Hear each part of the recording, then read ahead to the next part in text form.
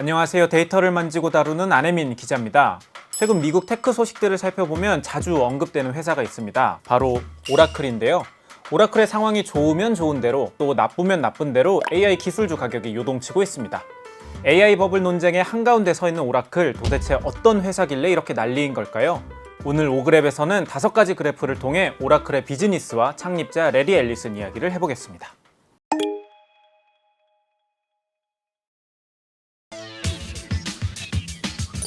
올해 초로 시계바늘을 돌려보겠습니다. 연초에 오라클과 관련된 소식은 거의 절대 다수가 긍정적인 얘기뿐이었습니다. 트럼프 대통령의 취임식이 열렸던 1월 21일, 이날 AI 관련 대형 프로젝트가 발표되었죠. 2029년까지 최대 5천억 달러를 투입하는 역사상 가장 큰 규모의 AI 인프라 프로젝트 스타게이트 프로젝트였습니다. 스타게이트 프로젝트를 발표하는 백악관에는 프로젝트에 참여하는 핵심 기업 대표 3인이 참여했습니다. 오픈AI의 샘 올트만, 소프트뱅크의 손정희, 그리고 오라클의 레리 앨리슨이었죠. 프로젝트에 들어가는 자금 규모도 엄청났고 정부의 지원도 약속받은 만큼 오라클은 많은 사람들의 기대를 받으며 2025년을 시작했습니다. AI 붐에 힘입어 오라클의 클라우드 수요 계약은 급증했고 주가도 상승 가도를 달렸습니다. 이러한 흐름에 불을 지핀 건 지난 9월 9일에 발표한 실적이었습니다. 이날 실적 발표에서 눈길이 갔던 건 오라클의 RPO였습니다. 오그랩 첫 번째 그래프를 통해 살펴보겠습니다. 계약은 체결되었지만 아직 이행되지 않은 잔여 이행 의무를 RPO라고 합니다. 향후의 RPO는 모두 매출로 전환될 거기 때문에 미래 성장 가능성을 보여주는 수치로 해석할 수 있죠. 그런데 이날 실적 발표에서 오라클의 잔여 이행 의무가 무려 4,550억 달러, 우리나라 돈으로 675조 원이 넘는다고 발표한 겁니다. 이 금액은 작년 동기 대비 3배 이상 늘어난 수치였어요. 당연히 시장은 반응했고 오라클 주가는 급등했습니다. 오그랩 두 번째 그래프입니다. 실적 발표 직후에 오라클 주가는 전날과 비교해서 무려 35.9% 급등했습니다. 전날 241.5달러에서 하루 만에 328.3달러로 뛰어오른 거죠. 이날의 주가 급등으로 오라클의 창립자 레리 앨리슨은 일론 머스크를 꺾고 세계 1위 부자에 등극하기도 했습니다. 물론 장이 마감되면서 상승세가 잦아들어서 머스크가 바로 1위 자리를 되찾긴 했지만요. 이렇게 잘 나가던 오라클의 분위기는 현재는 완전히 반전되었습니다. 하반기부터 AI 기술주 상승이 버블이 아니냐는 우려와 회의감이 시장을 휩쓸기 시작했습니다. 특히 오라클이 빚내서 투자하는 B2 기업의 대표격이었기에 그 우려심은 극에 달했죠.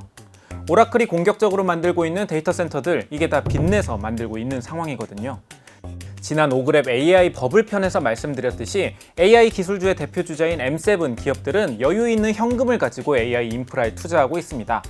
물론 최근엔 M7들도 빚을 내고 있는데 이들 기업들은 감당 가능한 수준으로 운영하고 있는 것으로 평가받고 있지만 오라클은 그렇지 않거든요.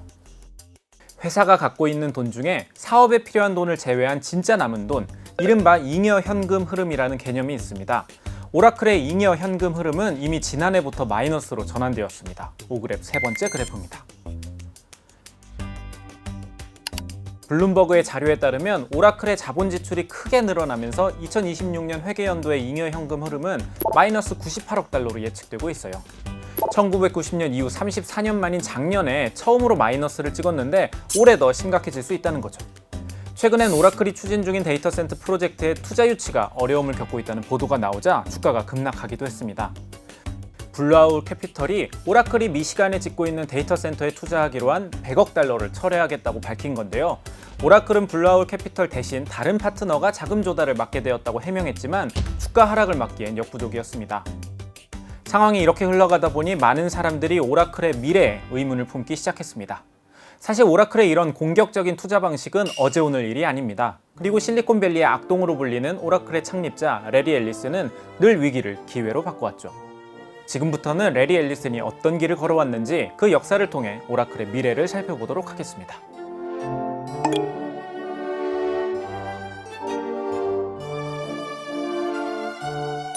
레리 앨리슨은 태생이 엔지니어 출신으로 여러 IT 직장을 떠돌며 커리어를 쌓고 있었습니다. 그러다가 암펙스라는 회사에서 밥 마이너와 에드 오츠라는 동료를 만나게 되죠. 이들은 1977년에 퇴사해 자본금 2,000달러로 회사를 하나 차립니다. 회사의 이름은 SDL, 우리말로 번역해보면 소프트웨어 개발연구소 정도가 될 겁니다. SDL의 첫 번째 프로젝트는 CIA의 방대한 첩보 데이터를 효율적으로 관리할 시스템을 만드는 거였어요. 이 프로젝트의 코드명이 바로 신의 계시 오라클이었죠. CIA의 프로젝트를 진행하면서 세 사람이 주목한 논문이 하나 있습니다. 바로 IBM의 연구원 코드 박사가 쓴 이 논문인데요. 코드 박사는 논문을 통해 데이터를 행과 열로 이루어진 표로 정리하고 표 사이의 관계를 설정해서 데이터를 관리하는 방법을 제안했습니다. 표가 여러 개 있다고 하더라도 공통된 데이터를 통해 서로 연결하는 식으로 관리할 수 있다는 거였죠. 당시엔 데이터를 찾기 위해서 데이터가 저장된 물리적 위치를 알아야 했습니다. 하지만 이 논문대로라면 주소를 찾지 않고도 데이터를 빠르게 찾을 수 있었죠. 이러한 강력한 이점이 있었음에도 불구하고 당시 IBM에서는 이 논문을 상업적으로 활용할 생각은 하지 못하고 방치해뒀습니다. 물론 IBM에서도 이 기술을 활용하기 위해 데이터베이스 언어인 SQL을 만들 정도로 관심은 있었지만 이걸 실제 컴퓨터에서 돌리기엔 너무 느릴 것이라고 판단했던 거죠. 하지만 레리 앨리스는 이 관계형 데이터베이스가 앞으로 다가올 데이터 비즈니스의 핵심이 될 거라 생각했습니다. 그래서 CIA 오라클 프로젝트에 이 시스템을 적용했죠. 관계형 시스템에 과몰입한 이들은 1979년에 아예 사명을 RSI, 관계형 소프트웨어 주식회사로 바꿔버렸습니다. 이들은 단순히 정부기관만을 상대로 하지 않고 CIA를 위해 만든 시스템을 일반 기업용으로 판매했습니다. 세계 최초의 상용 관계형 데이터베이스 오라클 버전 2가 그렇게 세상에 탄생하게 되었습니다. 그리고 1983년엔 아예 회사 이름을 오라클로 바꿔버렸죠. 1980년대 오라클은 데이터베이스 시장을 선도하며 빠르게 성장했습니다. 전 세계 주요 시중은행의 계좌 정보, 항공사의 예약 시스템, 대기업의 인사 및 재고 관리 등 주요 DB는 오라클의 것이었죠. 절대로 사라지거나 틀려서는 안 되는 방대한 데이터를 관리하기 위해선 오라클의 데이터베이스를 쓰는 게 업계의 룰이 되었습니다. 기업들은 자체 데이터 센터나 전산실에 서버, 스토리지 같은 인프라를 구축해두고 오라클의 데이터베이스를 이용했습니다.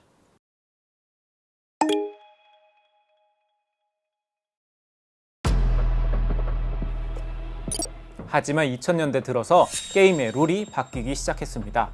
초기 인프라 비용을 들이지 않고도 쓸 수 있는 클라우드 시스템이 떠오르기 시작한 거죠. 아마존, 마이크로소프트, 구글은 자체 클라우드 데이터 센터를 구축해두고 기업 고객들을 유치하기 시작했습니다. 내가 쓴 만큼만 비용을 내고 시간과 장소에 구애받지 않으니 클라우드 업무 환경의 이점이 커지면서 대세는 점점 클라우드로 기울기 시작하죠. 오라클은 다른 기업들과 비교해서 뒤늦게 클라우드 시장에 뛰어들었습니다. 그럼에도 불구하고 오라클은 차별화된 클라우드 상품을 만들면서 실적을 올리고 있습니다. 오그랩 네 번째 그래프입니다. 2020년대 초반에는 오라클 데이터베이스를 이용하는 고객들로부터 받는 라이선스 비용이 클라우드 매출보다 더 많았습니다. 하지만 시간이 지나면서 클라우드 매출이 점진적으로 증가했고 가장 최근에는 클라우드가 전체 매출의 49.6%를 차지할 정도로 성장했어요. 그렇다고 해서 전체 클라우드 시장에서 오라클이 의미 있는 점유율을 보이고 있는 건 아닙니다. 오그랩 마지막 그래프입니다.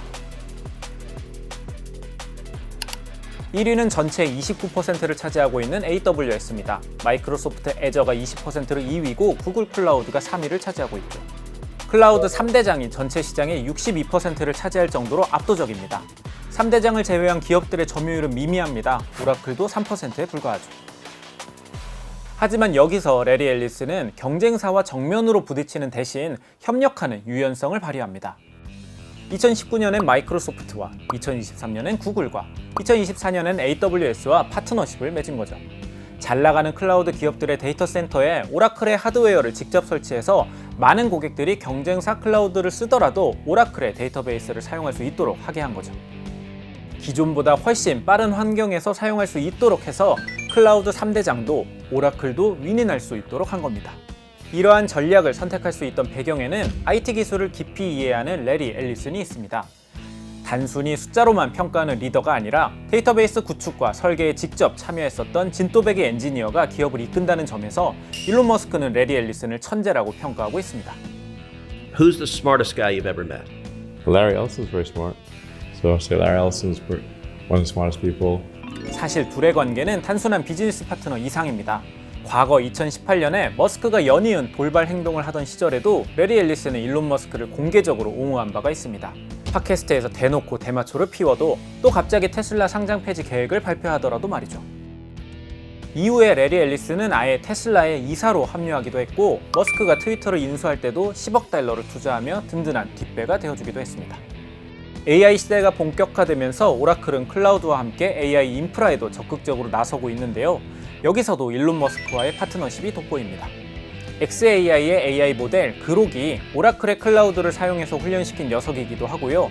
두 사람이 젠슨 왕과 식사를 하면서 제발 GPU 좀 팔아달라고 간청한 에피소드도 유명합니다. 물론 오라클이 일론 머스크하고만 AI 관련해서 협업을 하는 건 아닙니다. 머스크와 사이가 좋지 않은 샘 올트먼의 오픈 AI와도 끈끈함을 자랑하죠. 오히려 오픈 AI와의 과도한 협력이 최근 오라클의 우려 지점 중 하나입니다. 앞서 살펴본 오라클의 자녀 이행 의무 대다수가 오픈 AI와의 계약이거든요.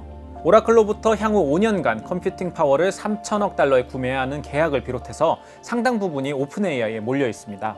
물론 오픈 AI가 여전히 AI 업계 1위를 달리고 있지만 최근 구글 상승세가 심상치 않다는 게 전문가들의 우려 지점입니다. 오픈AI 내부적으로도 코드 레드를 발동할 정도로 분위기가 좋지 않죠. 만약 프로젝트 자금 조달에 실패하거나 지연된다면 오라클에게는 깡통 AI 데이터 센터만 남게 될 수 있습니다. 실제로 일부 보도에 따르면 오픈AI의 데이터 센터 완공이 2027년에서 2028년으로 연기되었다는 얘기도 나오고 있는 상황이고요. 한 손에는 675조 원의 미래 계약이, 또 다른 한 손엔 마이너스 현금 흐름. 오라클이 쥐고 있는 숫자에는 낙관적 시나리오와 비관적 시나리오 모두가 담겨 있습니다. 현실은 둘 사이 어딘가 있겠죠. 분명한 건 오라클이 이제 단순 데이터베이스 회사를 넘어서 AI 시대 키플레이어가 되었다는 겁니다. 과연 80세가 넘은 고령의 레리 앨리스는 AI 시대에 오라클에게 닥친 위기를 헤쳐나갈 수 있을까요? 오늘 준비한 오그랩 오라클 편은 여기까지입니다. 긴 영상 끝까지 시청해주셔서 진심으로 감사드립니다. 오늘 하루 쏟아진 뉴스 중 가장 핫한 이슈를 뽑아서 전해드립니다. 좋은 생각을 놓지 않는 힘이라고. 먹고 싶지 않는 게 결국은 그로 인한 수익 때문이야. 잡아먹으려고 하더라. 어서 오십시오. 안녕하세요. 어떤 일이 벌어진 겁니까? 라고 주장하는 상황입니다. 못했을 가능성이 있지만 이 아이가 킥자이가 있거든요. 그것도 다 문화죠. 부산인 종묘에 대한 유일한 자랑거리입니다. 삼수를 하고 싶다. 매일 저녁 6시 50분 생방송 뉴스 헌터스. 여러분의 저녁 시간을 함께합니다.